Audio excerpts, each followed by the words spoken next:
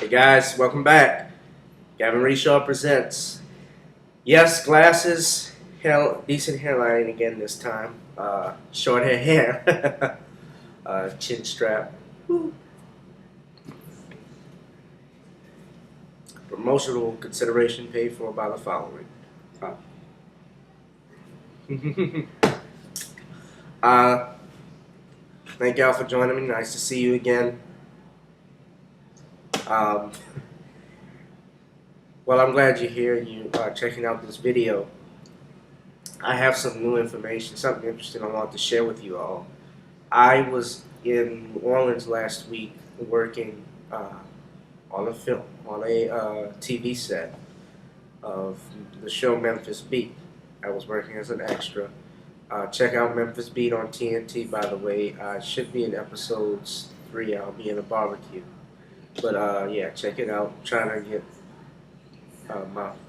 trying to get things started. But I was on set and I met some interesting characters. And I met this guy who lived in New Orleans in the lower Ninth Ward, in the Ninth Ward area, I should say, not the lower Ninth. He stayed around, not too far from the lower Nine. Well, at any rate, I talked to him and we were discussing different things about New Orleans and the oil spill and boogers, all that type of stuff. Until I mentioned my book to him, and I mentioned what I was doing and what I put in it, and he was really surprised. And he said, "Oh, I'm glad." He said he had some information to tell me. Well, a friend of his, who I won't name at this time, let's just call him Mr. L. Well, I spoke to him, and he told me that his friend worked with some doctors, and these were some of the in New Orleans East, where I lived in. You had you had the highest tax base in the city, in part because a lot of doctors lived out there. You had two big major hospitals in Lakeland, as well as Methodist Hospital, and you also had the compounds where the doctors held their office there. Well, what happened and what he was telling me was very interesting. It didn't surprise me too much, but it may surprise you. He said that Mr. L told him that he was working with some doctors, some high-level elite doctors, and he said they showed him a map, or he saw a map of a new New Orleans. And this New Orleans did not have New Orleans East, nor did it have the Lower Ninth Ward on the map. It was a much smaller city, demographically changed, socially changed as well, and I'm sure, and if it's demographics and it's social, it's also politically motivated.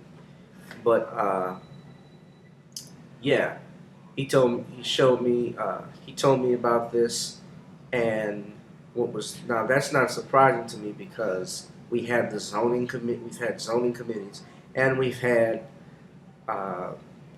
planning committees like Urban Land Institute that was trying to shrink the city, that wanted to concentrate New Orleans, which they have, basically to everything being from the French Quarter all the way up to a certain point on Canal Street, because everything else has been on the people, and if anything happens, you're on your own. Now, they haven't said this directly, but that's the feeling you get when you go back to New Orleans East, so you go to Lightwood, and you still see blighted houses, you still see people not back, businesses are still closed, the hospital in New Orleans East Methodist is still shut down, as well as Lakeland. All of that is not there. But what did shock me, and what he told me, was that this was several months prior to Katrina.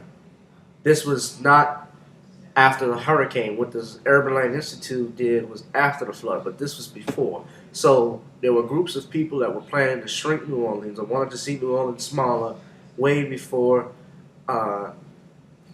this thing happened. Now that's what's interesting and shocking to me. Personally, is after I've looked at FEMA, really nothing surprised me, but I brought it to your attention, and it did kind of catch me when he said that. It was very intriguing.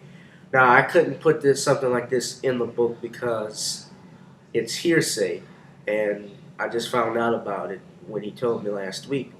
But what's is interesting is that Jim Reese, who was the director of RTA, Regional Transit Authority, in New Orleans. I don't know if he still is, but he made comments simple saying to the fact that he wanted to see the city change domestically, drastically, and socially and politically.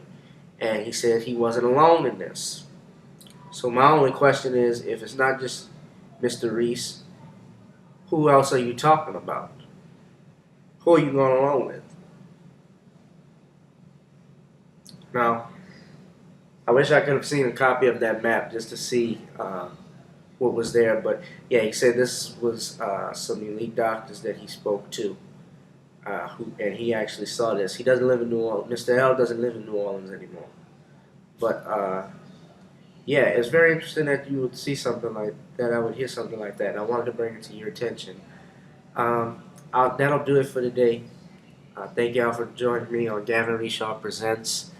I want to do something special next, which is on the. Check out my next video that I'm going to post right after this. This is about the BET Awards. Talk to y'all later. Peace. God bless.